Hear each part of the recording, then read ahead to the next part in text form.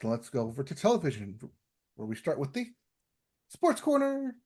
Yes. And we start with the Australian Open. It ended. And you won't believe who won in the men's bracket. No, I That's won't. right. Number one player in the world, Mr. Sinner himself, defeated the number two player in the finals. Over the women's bracket, you had the number one women's player also make it there, except she lost to number 14 ranked Madison Keys from the US. Well, while this was an upset, it probably shouldn't have been, as Keys, in her road to winning the tournament, had to defeat the number 28th ranked player, and then the number 10th ranked player, the number 6th ranked player, and the number 2 ranked player. And then, of course, the number 1 ranked player. So 4 out of her 5 matches were top 10 ranked players. And she's ranked 14th into this thing. So, yeah, a little bit of luck and just being right on your game. Wins her first Grand Slam championship at the Australian Open. Oh, and by the way, just to say how rare this is, she's only the fourth player ever to beat 4 top 10 seeds on the way to claiming a cup.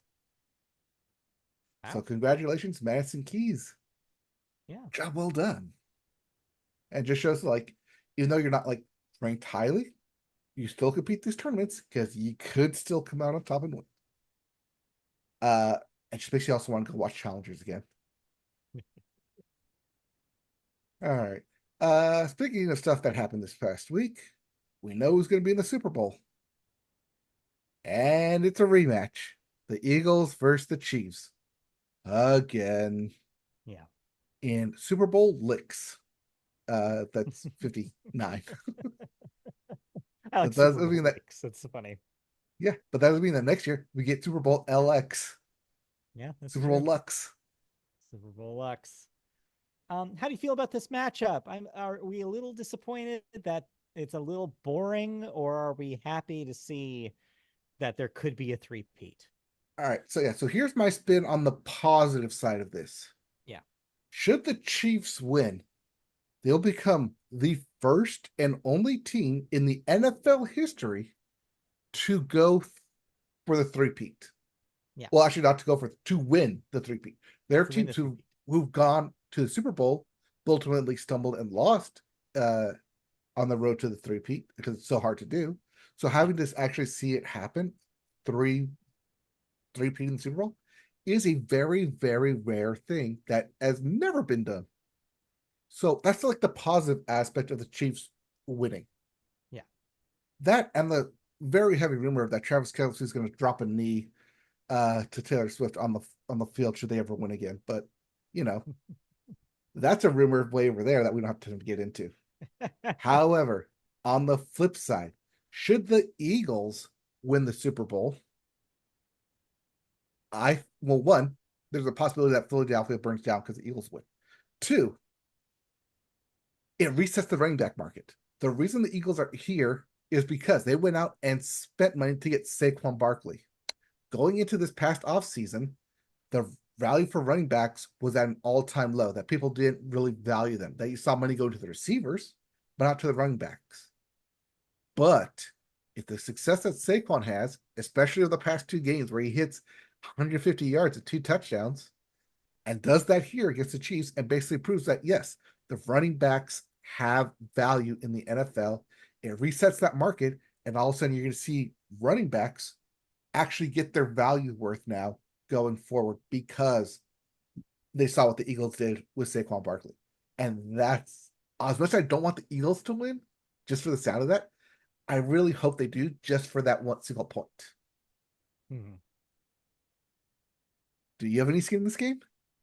No, not at all. I mean, I like the city of Philadelphia and the Eagles. They can be a fun team at times, although they seem to be very contentious this year. It seemed like a lot of people didn't think they deserved to be here. So yeah, it's Well, a yeah, weird because they vibe. went and spent money, so it feels like Yeah, they're buying their way to the Super Bowl. maybe a little bit of that. Of course, and all the talk from the last two seasons about tush pushes and whether Yep. they should be in the game at all.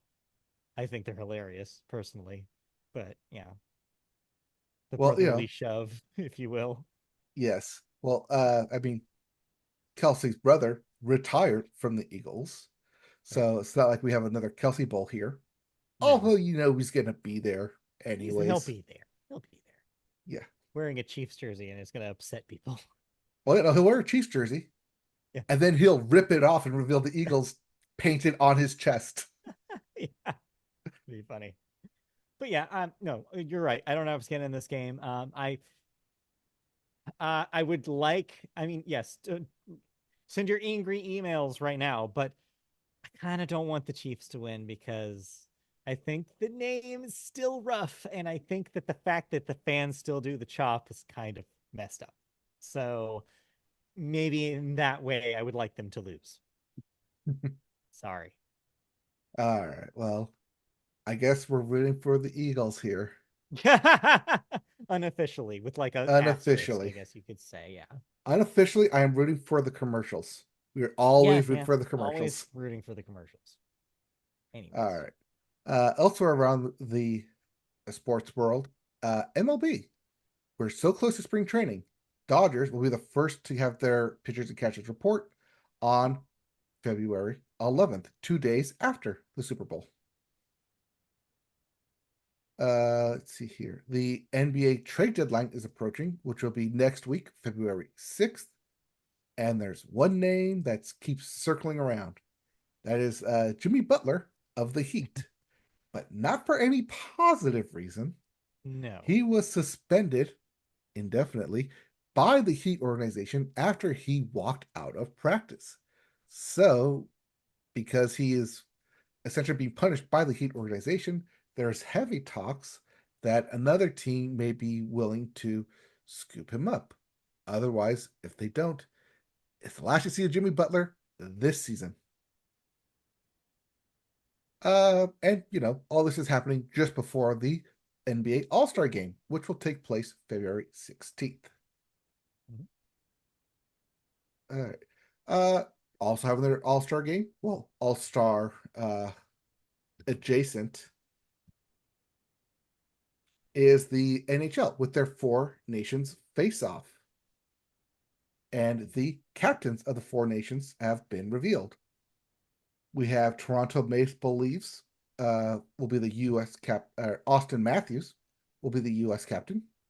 The Pittsburgh Penguins Sidney Crosby uh, will be the captain as well. Alexander for Canada. Florida Panthers Alexander Barkov will be the captain for Finland, and Tampa Bay Lightning's Victor Hedman will be the captain for Sweden as they go into that, which starts on February 12th. Okay.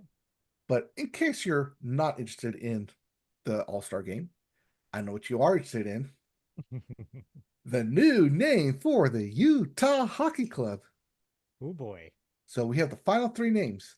And unfortunately, they couldn't come to a deal with Yeti, the cooler company, Ah. or Yeti, the tumbler. And instead, the three final names are Utah Mammoth, Utah Wasatch, and Utah Hockey Club, where fans in um, attendance will be able to uh, pick a name out of the three and cast their vote in attendance. I mean, in absence of a Yeti, I will accept a mammoth. Yes, I feel like that's what they kind of are leaning for, giving one good name and two names. Yeah. But maybe we'll get the Utah Mammoths. Maybe Yeti will come in out of nowhere because it'd be great to have the Utah Yetis play in the ice cooler arena like they Yeah. should be. Yeah, that would make sense. Like no one's gonna confuse the Utah Yetis with like an actual like Yeti cooler. Mhm. Just like come on, make the deal already. Like it works.